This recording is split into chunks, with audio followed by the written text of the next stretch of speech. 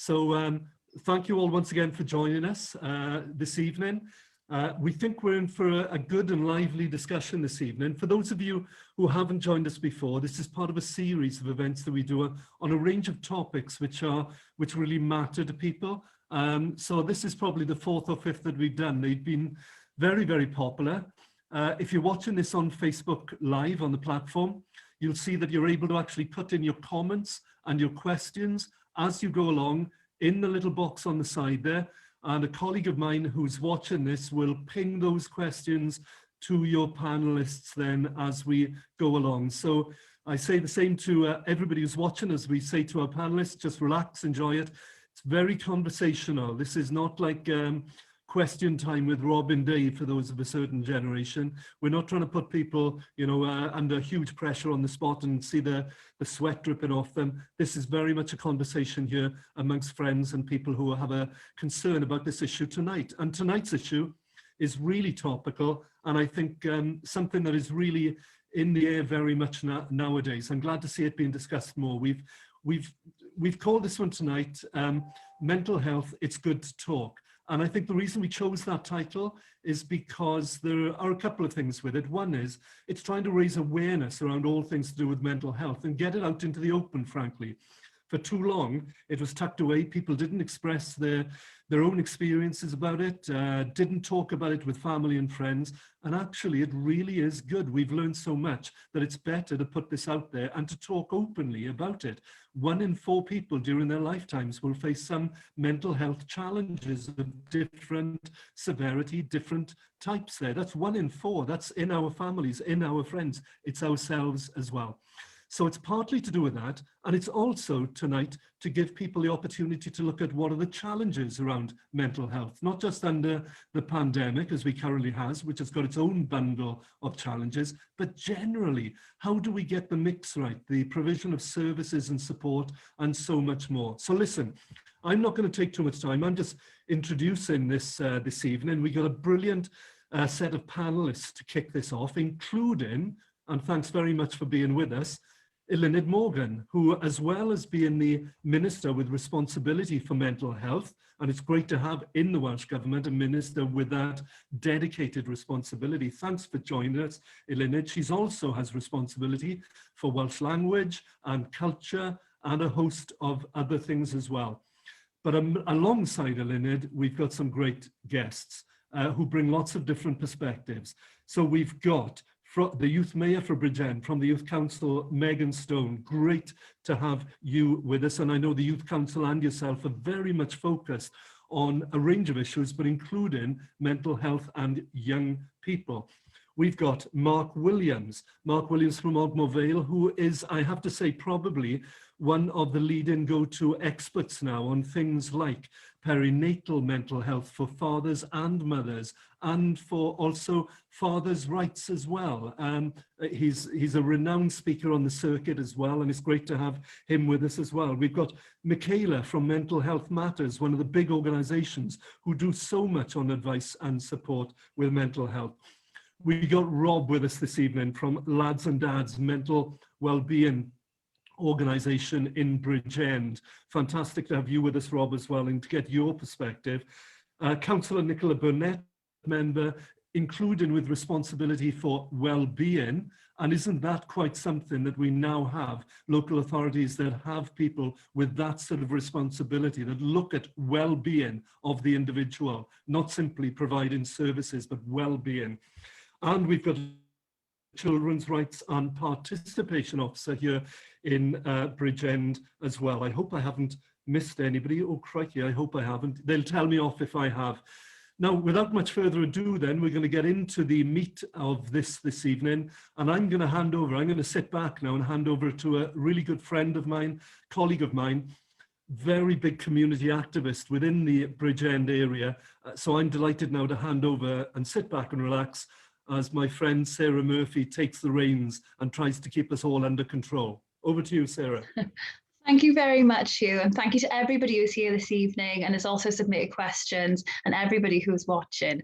I'm not going to talk very much now because I just want to hand over straight away to Elin Morgan. So you could come in and just talk a little bit about what you're doing at the moment, what you're seeing, what initiatives and resources are coming from Welsh Government. When you're muted, Lilith, sorry. There we are, that classic mistake. First of all, thank you very much for inviting me, in particular Hugh and Sarah, who I know are really leading lights within the community. So thank you very much for this. And thank you for focusing on this issue, because it is a really important issue. It's an issue that the Welsh Government has been concerned with for a long time. But of course, the pandemic has shone a really new light on it.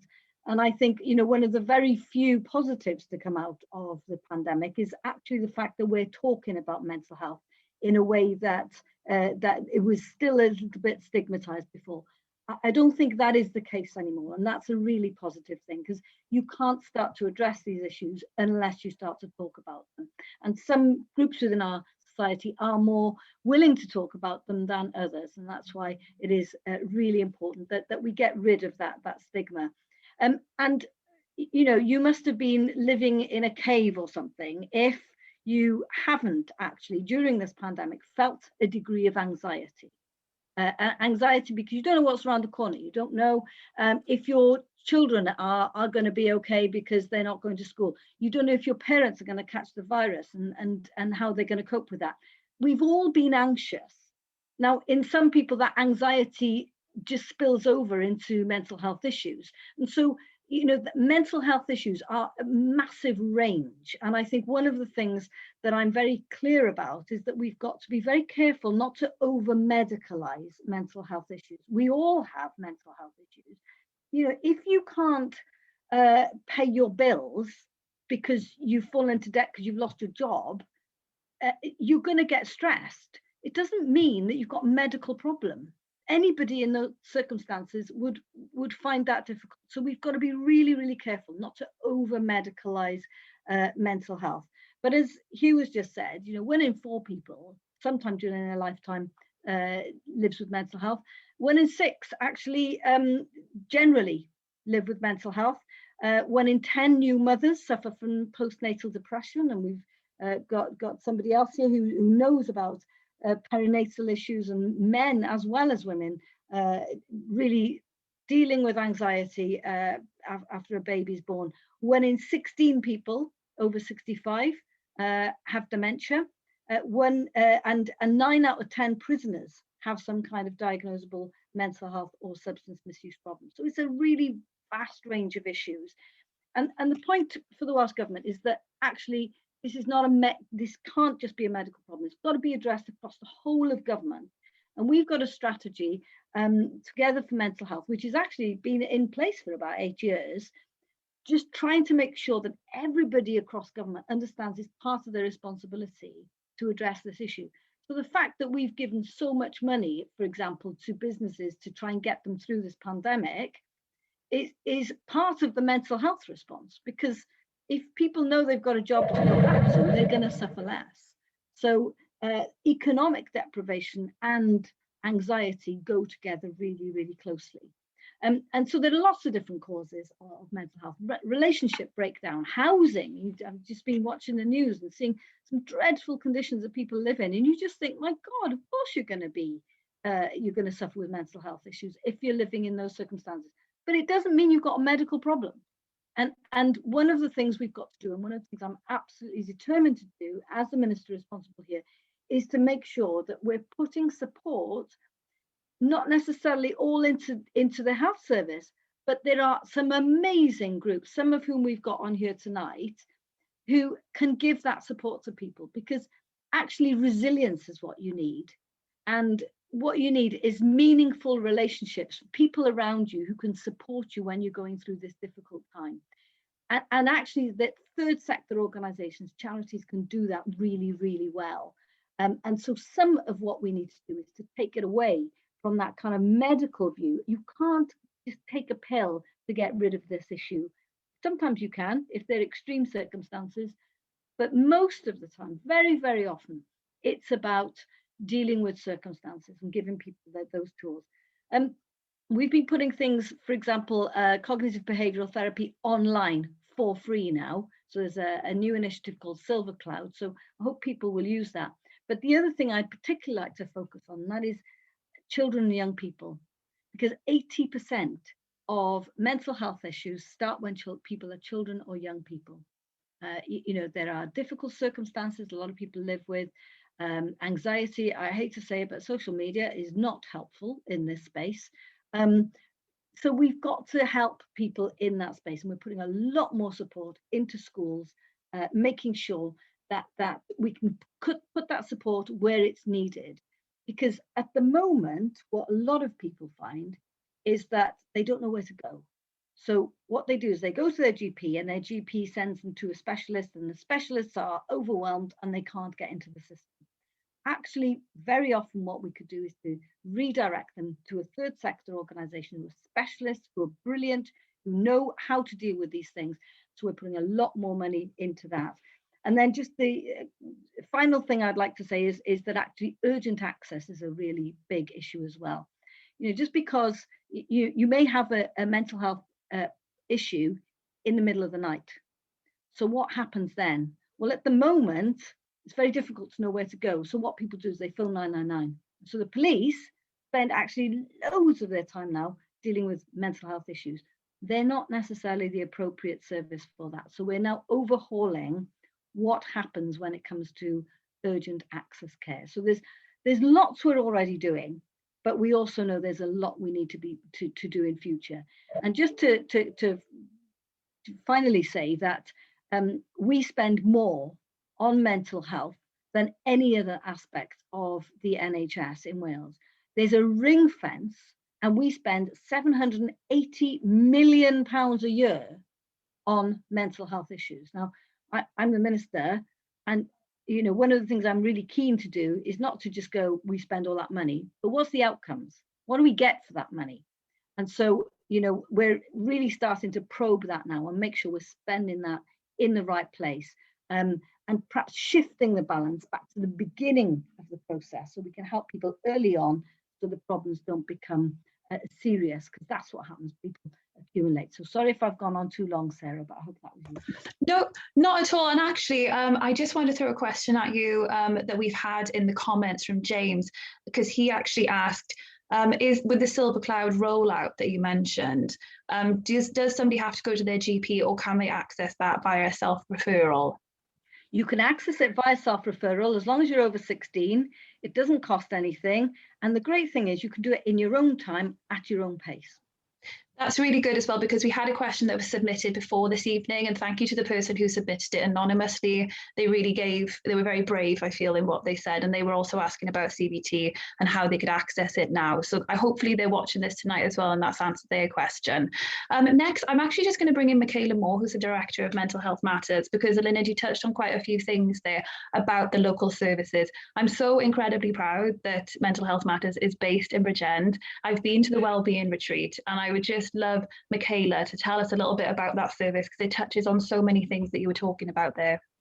I know, I've got to be honest, I got very excited when you were talking. I was like, oh, that's us. So the Wellbeing Retreat is a new pilot that we're running in Bridgend. It's the first in the Cwmtaf Morgannwg footprint.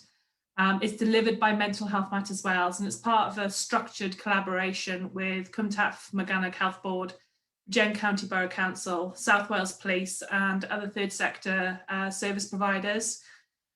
So it's providing a united model of care that's in short, it's a service that's it's been running for 10 weeks, and we've supported 125 people in the Bridgend community, and it's a person-centred approach.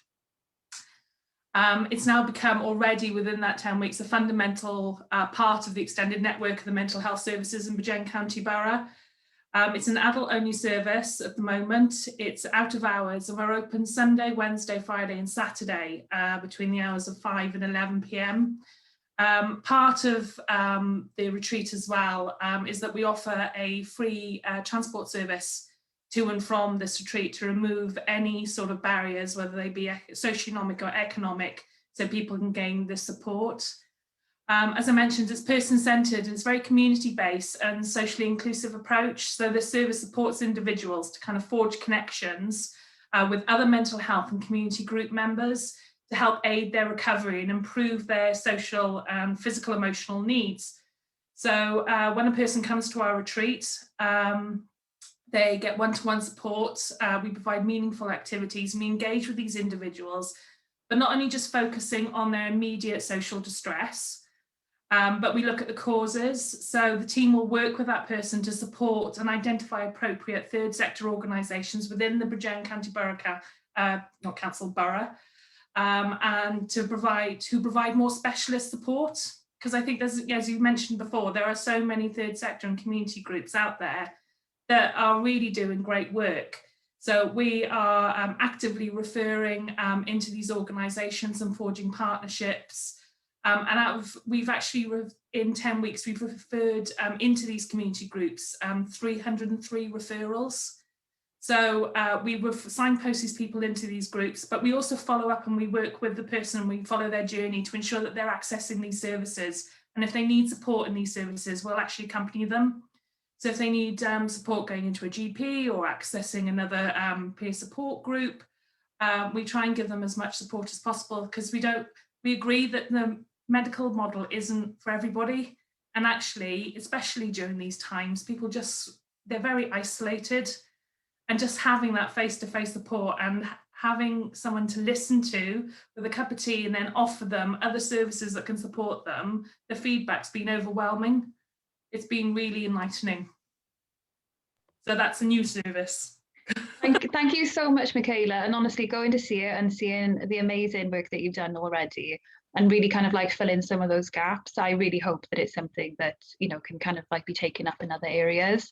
I've mentioned then, of course, the County Borough Council, and I just wanted to bring in Councillor Burnett. I'm so thrilled that she's here tonight. We have the Cabinet Member for Social Services and Wellbeing. So do you want to talk a little bit, Nicole, about what you're doing?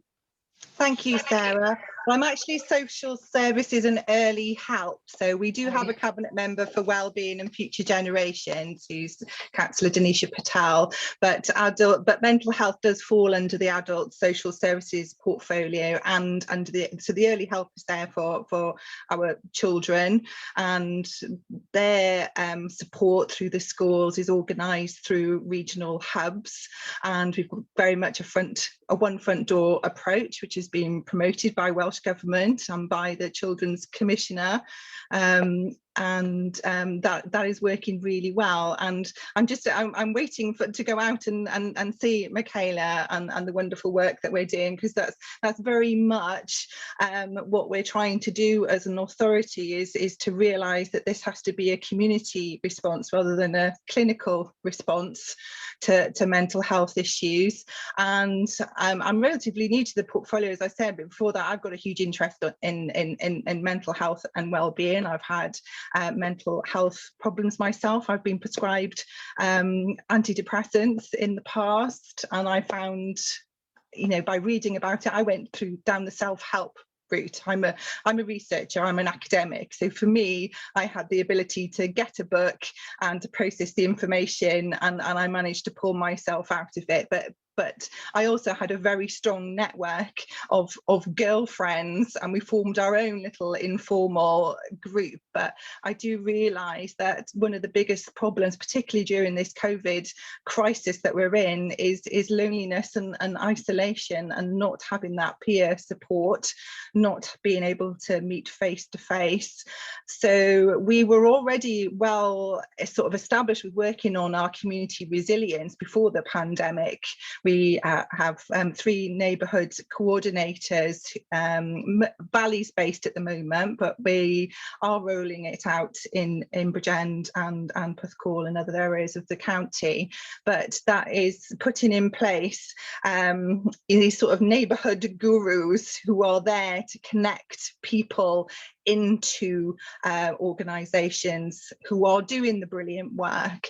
And I think our role as an authority is not to replicate the work that's being done brilliantly by people who know, people who have been through situations themselves and have discovered ways of pulling people out and reconnecting, but is to facilitate, to empower and to resource them in the best way possible, hopefully via lots of funding from Welsh Government.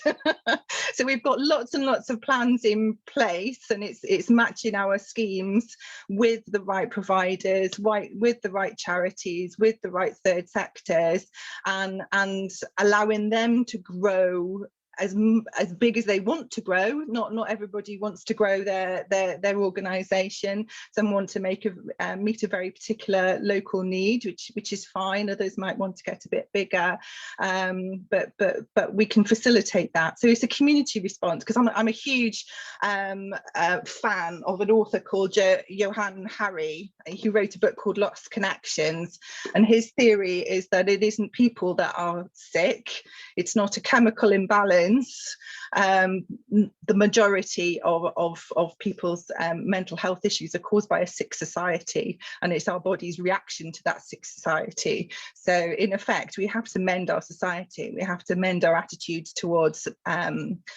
mental health and well-being, and we have to provide people with dignity, with respect, with a values base, with a reason to get out of bed in the morning. There's a whole multitude of things which I think our community and the people in the community are best placed to work out for themselves. Absolutely. Thank you so much, Councillor Burnett. And I just think it's a good time, you mentioned then as well young people, and I wanted to bring in Megan, who is the youth mayor for Bridgend. And I think one of the things Megan and I have talked about before is just how it's so important for young people in particular to really have a say in the mental health provision and access that they have. So over to you, Megan, to say a little bit about what you do, but also to ask Elin your question. Yeah, so this year mental health has obviously affected us all. So I wasn't really surprised when the ballot to make your mark, which goes out to all young people in Bridgend, came back, and the #1 priority was mental health. And then it was also the Deputy Youth Mayor's priority. So we saw that young people were badly affected by mental health issues. So me, and with my help from my youth worker Lois, we managed to come up with quite a few things to battle against this. So we've been having chat and chill sessions during lockdowns. So the #1 cause for mental health issues in young people is loneliness. So we've tried to battle against that as hard as we can. So we have weekly meetings online on Zoom. We have chat and chill then throughout the weeks of lockdown. So people are still getting that contact with people which they may not have. We also have just started this scheme called Check-in Chat. So that's giving young people one-on-one support, so they can message to youth workers to say, look, I'm not feeling great at the minute, will we be able to schedule a chat at some point? So that was something that the Youth Council came up with and was put into place really quickly. Also for Safeguarding Week, well, it would be last year now, the topic was suicide awareness. So we decided to put a positive mental health spin on that. And we got different people in to talk to us about how we can battle against loneliness for young people. So we had different training to see the symptoms, and then we also had training to how to help each other. So we've also set up a mental health initiative for young people. So I've been working with the leader of the council to set this up with the Cabinet for Education as well. So we've been working closely together to try and come up with something that will help all young people, whether that's from just stress in general, exam stress, stress at home, quite a lot of stress, as you can probably tell, especially from this year with insurity and everything. So we've been making sure that people and young people in the borough, again, their voice is heard. So my job is to be an advocate for all of them. So hopefully I'm doing them proud tonight. But the question from the Youth Council to Elin was, what's being done to support young people with mental health with the impacts of lockdown and COVID? And that tended to be the biggest question that we came up with. Over to you, Elin. Well, thanks, Megan. I tell you what we've done is we've put significant amounts of additional support into schools making sure that we first of all train teachers to spot people who may be suffering from mental health issues. But that there's a whole program that you have to actually just make sure that they know what they're looking for. Then we're increasing the amount of counselling that's available within schools as well. We're making sure that there's actually mental health support for teachers themselves. So we've put significant amounts of money into this. And then on top of that, that's called the whole school approach. So the point is, it's not just the kind of school nurses looking at that. There's across all of the teachers have to understand that if people are not in the right place mentally, they are not going to engage. So every teacher needs to understand this. And so there's got to be a whole school approach. Every teacher needs to understand this and actually bring it into lessons if they can and destigmatize it. And then the other thing we're doing is we're starting to make sure we're following a model that they started in Gwent actually. And that is, you can't just have a system that sits on its own in a school. Sometimes it needs to connect into the community, as we've just heard from Nicole. And I think that community facility is really important. So linking in with what councils are doing and what the NHS is doing is really important as well. And we've put significant amount of additional funding into that. So now what happens in Gwent, and we're going to try and roll this out across the country, is what's happened in the past is people get bounced around the system. You go to the GP and they say, oh, it's not for me, go to the specialist. And the specialist says, well, it's not really a medical problem. And then they pass you back to the GP and you just bounced around the system. What they do in Gwent is they get everybody around the table and they make sure that somebody picks up the young person, but not just picks them up, but understands that if it's going to be sustainable support, it's got to happen within the community. So we need to train people in the community to deal with it and to give resilience. So that's what we're trying to do, Megan. So we put additional significant amounts of money just to put that support in place. But my God, we need it, because the Children's Commissioner did a report, and that showed that 35% of children, even at the age of 7 to 11, are lonely, and 67% of 12 to 18-year-olds feel sad some or most of the time. So that's a pretty high number. So we've clearly got to address this.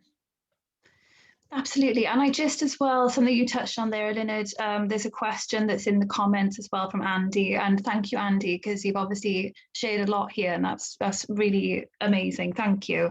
And he was just asking as well, just saying, you know, he's kept up with your commitment to pledge to talk. And he's just finding that he himself has borderline personality disorder, so which means he has a 10% chance of dying by suicide. And he says he's very open about his condition, thank you, and he has sought help on numerous occasions. However, under this particular health board at the moment, the referral criteria states that he's only entitled to dialectical behavioural therapy once he's attempted suicide multiple times. So he's asking, is there a way to address this lack of provision for people with personality disorders in Wales?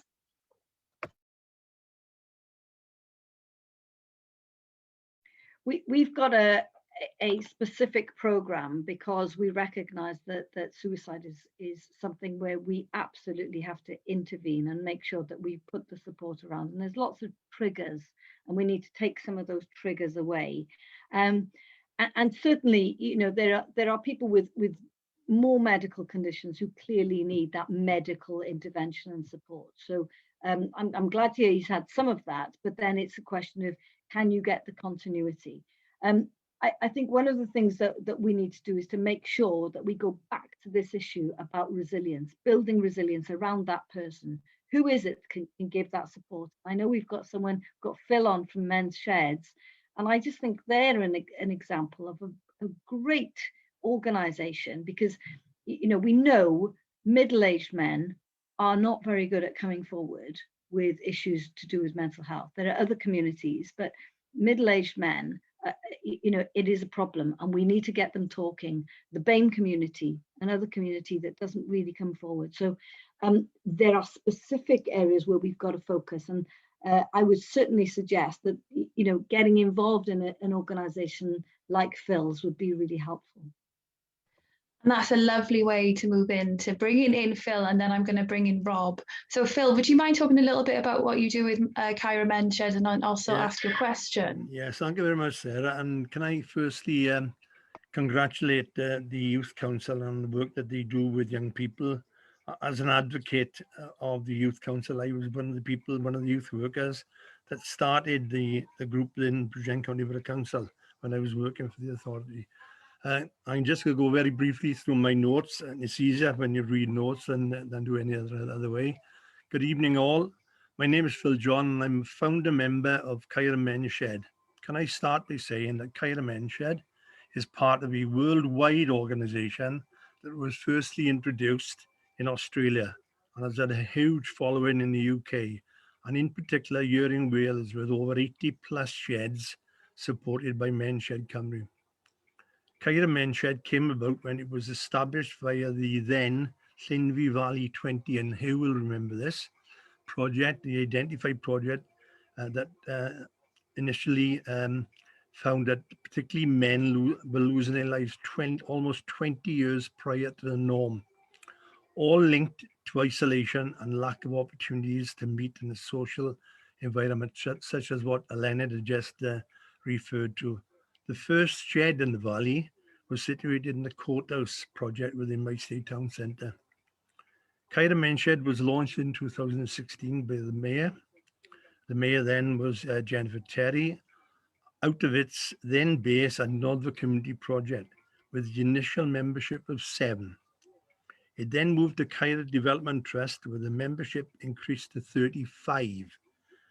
Plus, again, due to expansion, is now housed at the Dyffryn Chapel Vestry. It's my state town hall next day, I think, the way things are going.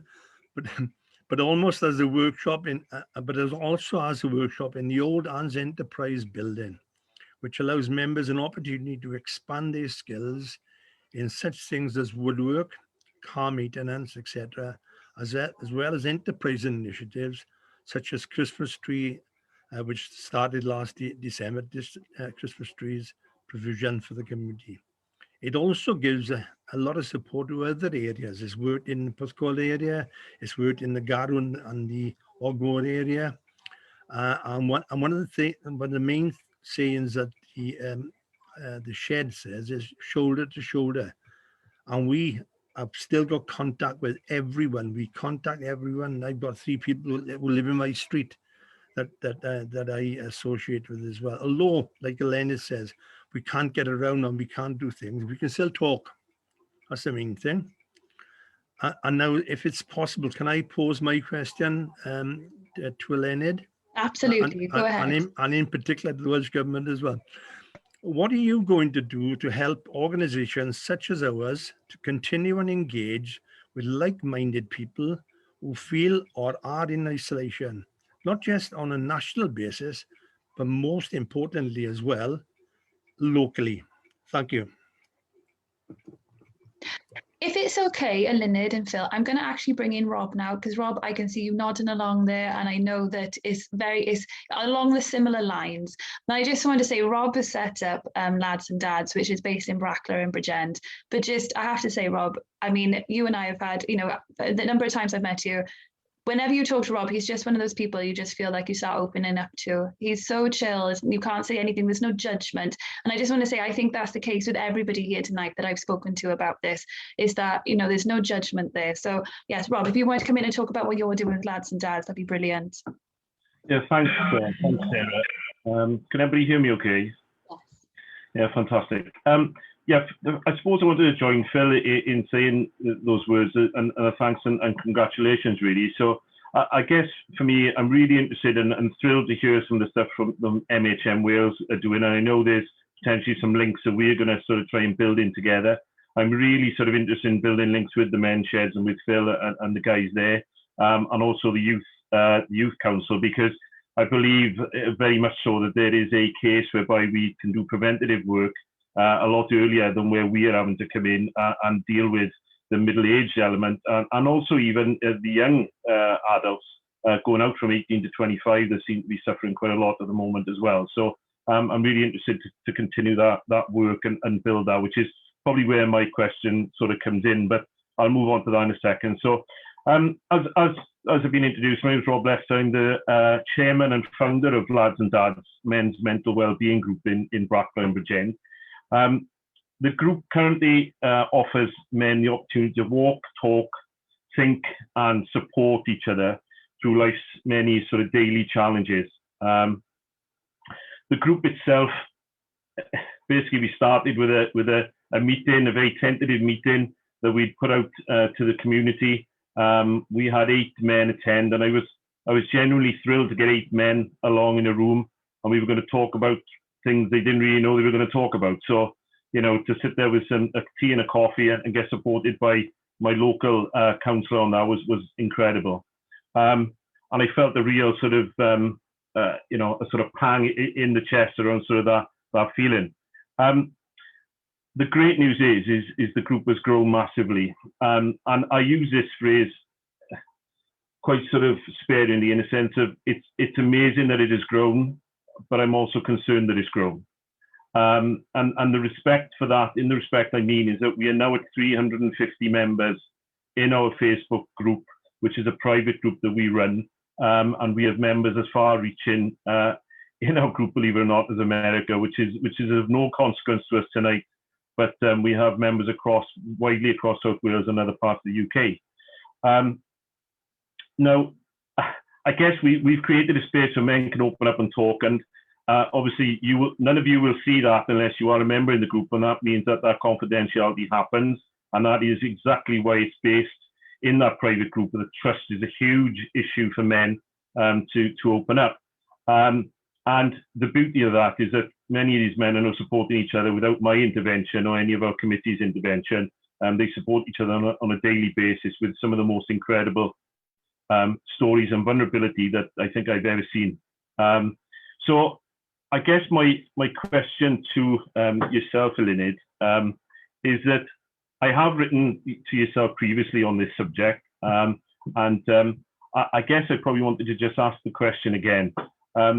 And as you've mentioned earlier, whilst government does claim to be spending millions of pounds, and I have no reason to believe that you're not, on mental health and well-being, I do feel that there are a number of links, even highlighted tonight, that a Lads and Dads group is probably to a degree unaware of that are happening, that is a major voice within the community of Bridgend, and how we can get those links to be stronger, offering services such as counselling, hypnotherapy and coaching for myself, as they seem to be as far away from my members as they were ever before. And some of these things that we mentioned, I've not heard of, and that may be my doing as well. Now, I'm just wondering how it is we can forge those relationships to be better. This, as far as I'm concerned, is not a competition. We're in this to join forces and really sort of deliver for our communities. And I'm just wondering how it is we can pull together in a more unified framework as we move forward to battle against this issue that we seem to have. Thank you so much, Rob. And I'm just going to come in, Elin, quickly and just add that Darren Talbot is watching, and he said, as a business owner, we are investing heavily in mental health and well-being for our staff and work closely with Rob Lester and others.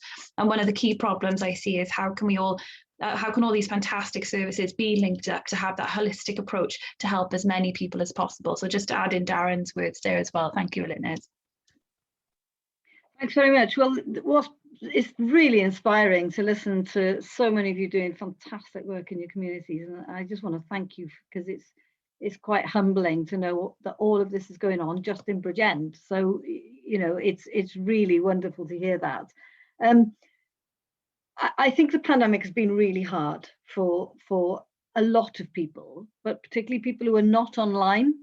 So, Rob, you know, your communities are great for people if they're online, but actually there is a cohort of people who, for one reason or another, maybe they're just not technically able, or that they have problems with the internet or whatever. You know, we've got to make sure that, you know, even if your communities exist, we've got to make sure we provide for those communities that find it difficult to access. And I guess this is where Phil's kind of shoulder to shoulder thing comes in. So there are so many different ways of giving support, aren't there? But you're absolutely right, Rob, to ask, you know, where's the coordination here? Well, one of the the first things I did when I became minister was to make sure that I tested the systems, you know. So what happens if you've got an issue? So I phoned our call centre just to check, does it work? Because the worst thing, you know, that you can do, you can imagine how much you'd have to build up if you had a mental health issue to pick up the phone to talk to someone and then not to get through. That's just, you know, absolutely unacceptable. So I was very keen before I started to promote things that the systems worked. And thankfully they did. But one thing which was clear was that actually it wasn't clear on health boards' websites where people could go for help, what support was available. So we've insisted now that every health board has had to make that much clearer in terms of the support that's available. Now, I think we've got to go a step beyond that now. That's the kind of medical side, but we need to make sure that there is a broader ability for people to see what is available within their communities and what is local. So one of the things that we're looking at is looking at things like social prescribing. So how can we get, because one of the things we have is that GPs very often, they can refer, but sometimes they're not sure about, you know, what's the quality of the thing that I'm referring to. And so we've got to give a much more consistent approach across Wales, that there is going to be quality if they're, to give them more confidence to refer to places like Phil's Place or Rob or Michaela's, you know, just so that we can be absolutely assured that they are more likely to refer, so they don't just get sent into a kind of an NHS system, which is at some point likely to reject them if it's not a medical condition. So I think that's really important. And then the other thing we're doing is we're going to be giving an additional £4 million this year specifically to support charities and third sectors to support mental health issues. So what we've got to do, I guess the challenge for us is, how do we get that to the local communities? And sometimes our procurement processes don't make that easy for people. So maybe that's a conversation that we need to have with local authorities, people like Nicole, just because, you know, you've perhaps got a better sense of what's available in your community. So that's maybe a conversation that we need to have. Thank you, Elin. And I want to see Councillor Burnett, do you want to come in here as well and just add something? Yeah, no, I mean, that's really good to hear, because that's definitely what we're thinking about at the local authority. I also sit on the Regional Partnership Board, which is the board for the Health Board, Cwmtaf Morgannwg, and each of the 3 local authorities, Merthyr, RCT and Bridgend, have representatives on that. And we've all, as regions, got ideas and wonderful charities and third sector organisations, but the Regional Partnership Board is now pulling things together. So we are working, it's a new partnership board because it's a new health authority. Bridgend's only just joined this. So we are working on a mental health strategy for adults and for children. And a lot of that is based on the concept of co-production, which is listening to the people who need the services, listening to the communities, listening to the organisations, and how we can best work together. Social prescribing, I think, is one of the most exciting developments of the last few years. You don't need to pop a pill necessarily. You might need to spend a few hours in the garden chatting to somebody, which is, you know, the gap that Mental Health Matters Wales are recognising, and the sort of therapeutic side of sort of everyday social activities are hugely valuable. But it's not just a matter of saying, oh, you need to go and do a bit of gardening. That sort of network of support has to be wrapped around the individual, and it really is a person focused, and it has to be focused on the person, and then we need to wrap people around. So again, I go back to that point, we have to support the organisations who are going to do that better and facilitate them. So it is a journey. we have been delayed on that journey by COVID. We've had to instigate sort of emergency sort of responses to things, but I'm really excited by the way things, and we need to know about lads and dads. I'd love to have a chat with you, Rob, because you're breaking new ground. That's a concept like the men's shed that could be rolled out and developed by like-minded people all over the world. It's how do we get this information? Of course, we have a search engine called Dewis, which I didn't even know about until I took over, and there's an awful lot of information on there. I don't know if you're on it, but it's and people who aren't digitally connected. I'm also the chair of a charity called Evergreen, and we've been sending out newsletters because our older members aren't connected, and we've just received funding to send them out wider, so that there's printed contact details, and what we're trying to share in there are case studies of how people have been helped through networking in and connecting with nature, with other people. We need to be looking at the positives. There are an awful lot of positives, and I'm sure a lot of your members can share a lot of positives as well, because if we focus on the negatives, people feel there's no hope, and I really want to sort of change the culture that we're all broken pots in our own way, but we can be mended and be stronger, and we need to share the stories of people who've become stronger, who've come through the other end, and the plans are underway anyway.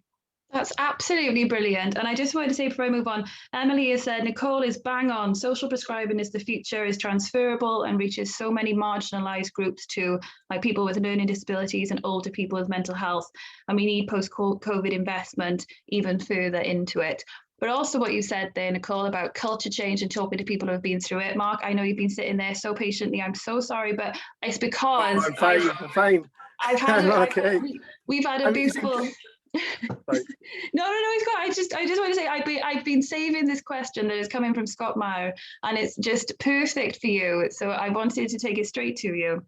And he asks, what support is available for expectant dads and new fathers or non-birthing partners? New fathers are up to 47% times more likely to suicide risk during the perinatal period.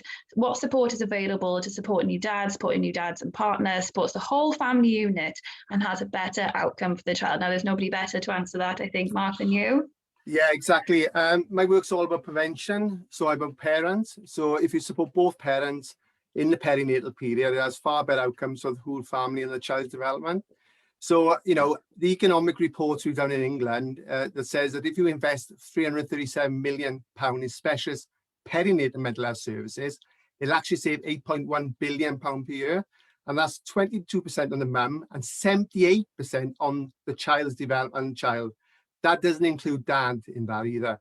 So when Scott's saying about we got the biggest killer men under 45, which is suicide in the UK. And in the report I've done published over the last year's findings, all professors, doctors have all contributed to this, and we're not even asking and screening dads for their mental health, and that's not just fathers but all parents regardless of gender, same gender parents, everyone.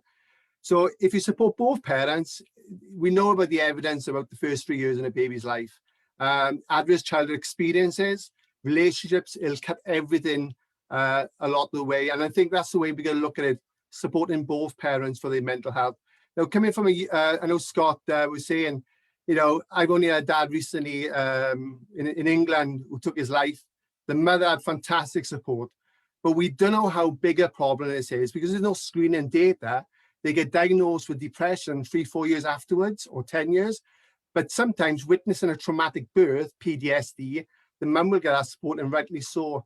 But the father, that's what PTSD is. It's an anxiety disorder, either witnessing or experiencing a life-threatening event.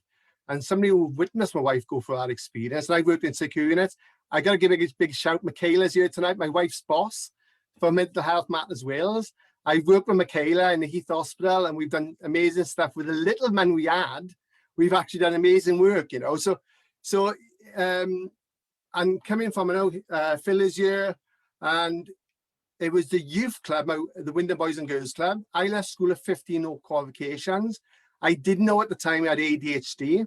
The school system was designed a certain way. Now neurodiversity is pushing through. So the youth club actually helped me, Stan Norris, gave me that confidence where the school, unfortunately, system didn't. So we got to look at people more centered approach in school. But going back to the question Scott is saying, is basically, it's as simple, this is my message, you support both parents in the perinatal period.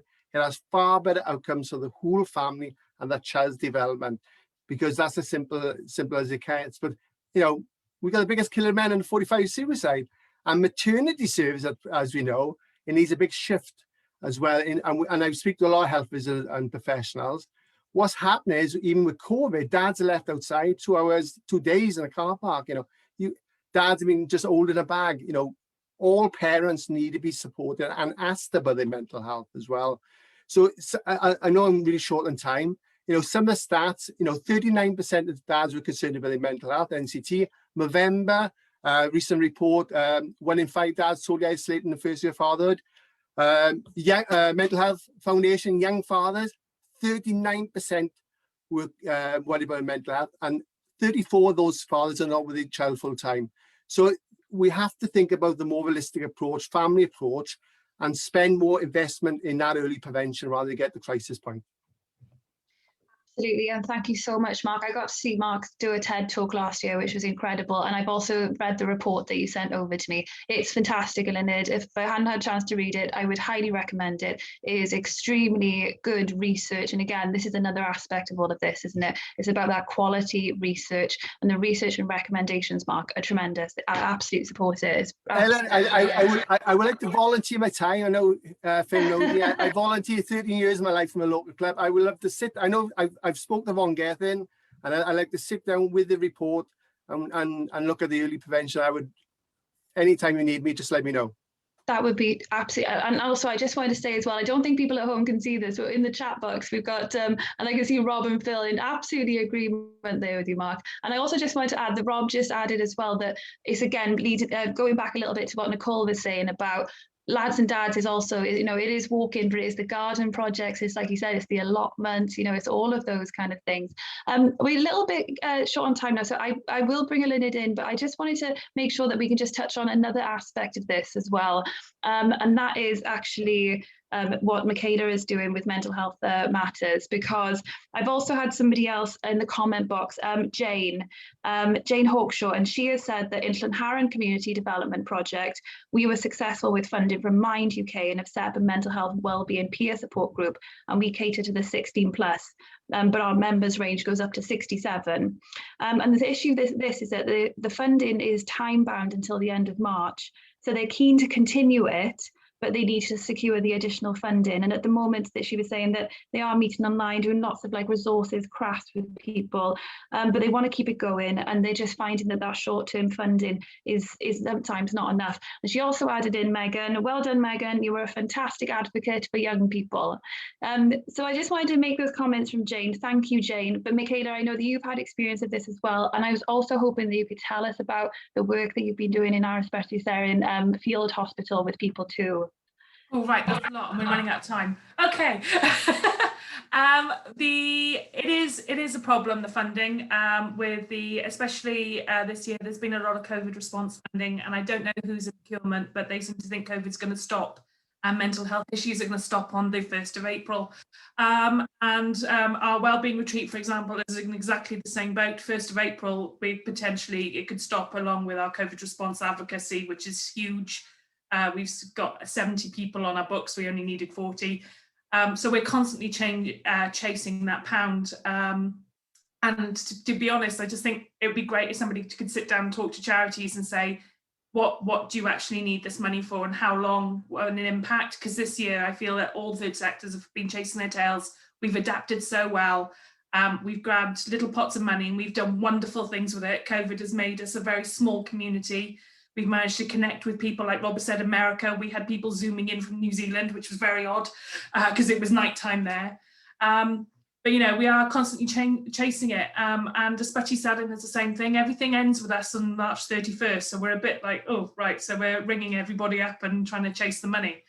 But in Ysbyty Sadin, we were there from the very start. We supported the Cwmtaf Morgannwg recovery model within that hospital, where they get various multidisciplinary teams working all together.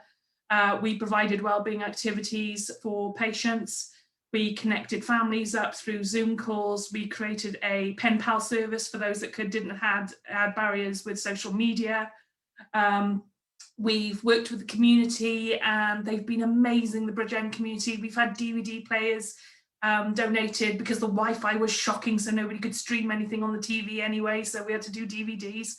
And, you know, Sarah's been great donating all the pajamas and stuff. But, you know, it's really, really important. That human contact it's so important. And with the patients, we were the only people that they were seeing because they weren't seeing their family members. So we really did try and connect people up, as I said, through Zoom calls. The postal service has been great. They've made handmade cards on theme days. But we also do this in other hospitals, working with people with dementia. We do dementia champion training. And, you know, we're in the hospitals with people with cognitive impairments, and we're there to help stimulate them and help them engage and keep them social. Because there's nothing worse, and I hate to say it, when you walk into a hospital ward and they're waiting for God. I want all older people wards to be like children's wards and fun. So yeah, so that's what we've been doing there. And thank you, Bridgend, for all your support, because we couldn't have done it without you. Thank you. And Elin, do you want to just talk a bit about what Mark and Michaela were just saying then, and also what Jane was saying about the short-term funding? Yeah, I mean, first of all, Mark, incredible work you're doing. So thank you for that. I know that Hugh was very anxious for us to meet. And so I am going to be organising a kind of a perinatal meeting fairly shortly. So it would be great if you could come along to that. So if you could get in touch with Hugh again and send your details to me, that would be great. Definitely. And it's recorded, so I'll hold it out. No, thank you. No, that's great. It's the least I can do, Mark. I know, like Rob, you know, it'd be great that work with Michaela. I know Phil, but coming from the dad's spec, you know, like I did with the support group, ring fencing around, you know, charities and special services. That's what that needs to happen. Sorry, thanks. And then just the other thing is on continuity of funding. Now we're very aware that this is a problem. And the problem we have as a government is that we only have annual budgets. Sometimes we have 3-year cycles, so we can give a bit more of an assurance. But this year is only a 1-year cycle. So it's really difficult. And we are very aware that, in particular for those organisations in the third sector where we have given that funding for mental health, that there may be a gap because we hadn't done it in time. So actually, I don't understand why you're finishing in March, because I agreed to extend it beyond April quite a while ago. So I'm not sure what's happening there. So maybe it hasn't filtered back down to you, particularly if you have it through organisations like Mind, because they've definitely had that extended. So and then we'll be opening a new call in a few months' time. So there's an opportunity there, but you shouldn't have, because we were very keen to make sure we didn't have that gap, because we don't want to lose specialists and experts like you. That's the last thing we want to happen. But you know, at the end of the day, we've got to see how we can release some of this money from the health service to get it into these organisations. And the only way we're going to do that is if we work through the regional partnership boards that Nicole talked about earlier. That's the vehicle that we need to use to get this, to channel this money, because everybody will win from that, because the pressure will be off the NHS, and that's really, and you know, that is exactly where we need the support. We need it in the communities, not just in the hospitals. That's brilliant. You know, Elin, as you were saying it, Rob was typing it, you know, about relieving the pressure. And also, like you were saying, Rob, you know, you addressed that a little bit there as well. You know, it's about everyone going after that same pot of money. And this is one of those ways to kind of make sure that the money is all getting out equally. And Jane, I hope if you're watching in still that answered your question as well.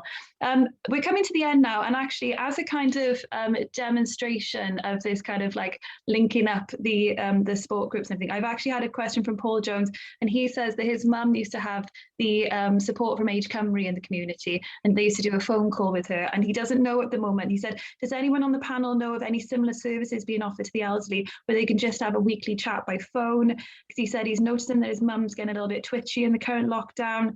So does anybody know out there if there's somebody, Michaela? We offer a befriending service, so to get in touch with MHM and we can sort that out. There we go, Paul, get in touch with Mental Health Matters. Paul also just made the point, and I was just going to pass this on as well, Elin, that, you know, people are needing bereavement services as well at the moment, more than ever. And he just said, if we can make sure that that isn't left out. And of course, I know you are, but I just wanted to point that out as well. And then, to be honest, I just wanted to ask one more question of Megan, who is an excellent advocate for young people, because as we said at the beginning, it is about asking young people, what do you want? And, you know, about making sure that, as we've always said, Megan and I always say, very well-meaning adults and politicians sometimes, you know, putting in place what they think young people want. So Megan, what is it that young people need and want right now? I think especially now, we just want to chat. So like when we talk to the youth council, we were saying we just miss talking to people, because especially with having such long times away from your friends and stuff, you're like, oh, do you really want to text that person again? And like you do have that worry and doubt. So we just want to set up things where you can just kind of talk to people, because I miss even talking to my teachers or stuff. Someone just saying, oh, do you think you could help me with this?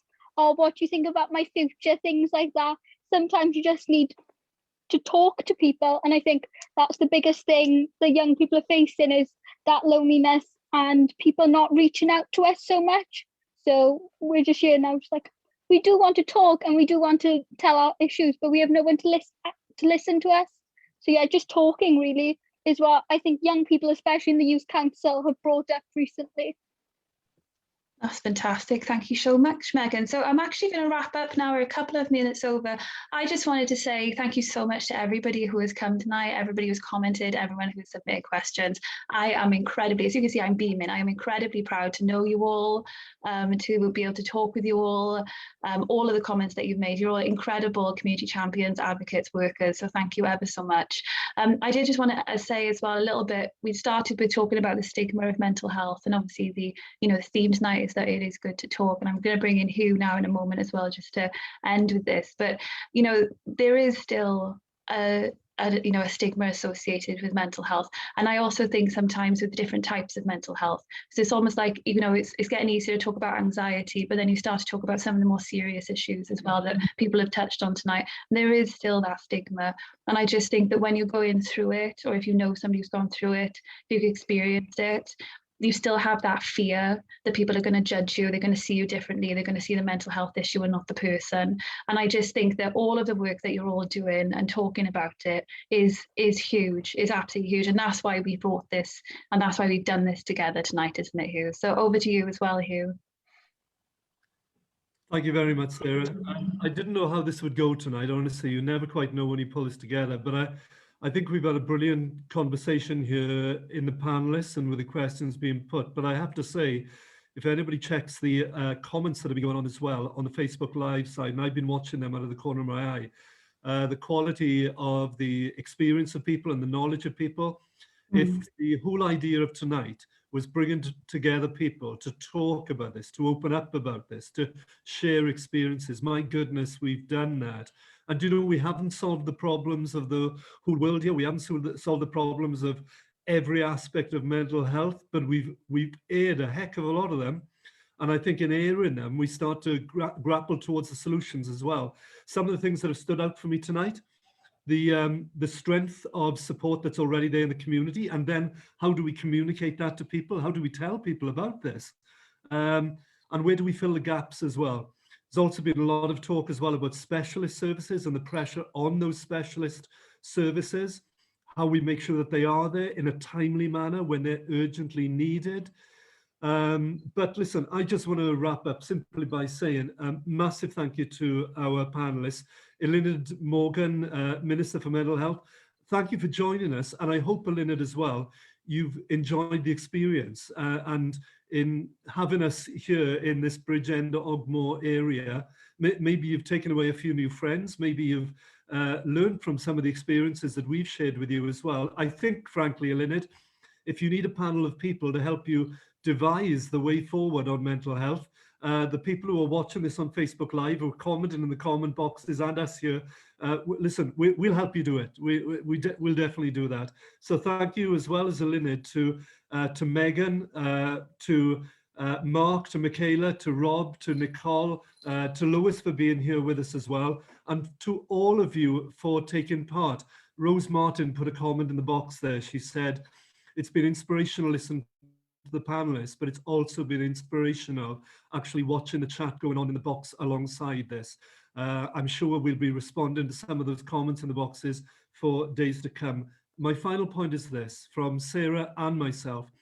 If there's anything we can do as community representatives, it's bringing people together to have these sort of communications, these sort of chats, demystifying topics, being open about things, opening up. You know, heck, if nothing else we've learned tonight, how many of us are touched by mental health issues one time or another during our lives? If it's not us directly, it'll be our spouse, our best friend, our son, our daughter, our friends.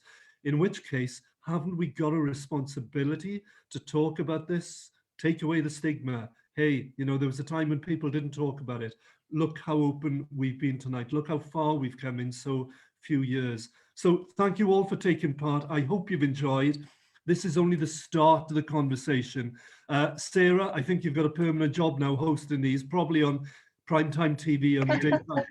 I just hope that I got to answer everybody's questions. I wanted to make sure that we had the comment box and everybody got a chance to say. But yes, thank you ever so much to Elin. Thank you very much for being here this evening. We really appreciate it.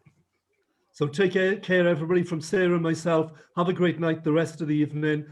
Keep yourself safe and well. And if there's anything you want to raise with us, drop us an email. If it's private and personal, keep in touch with us. We might just well do this again because it's been a great evening. Thank you all. Good night now.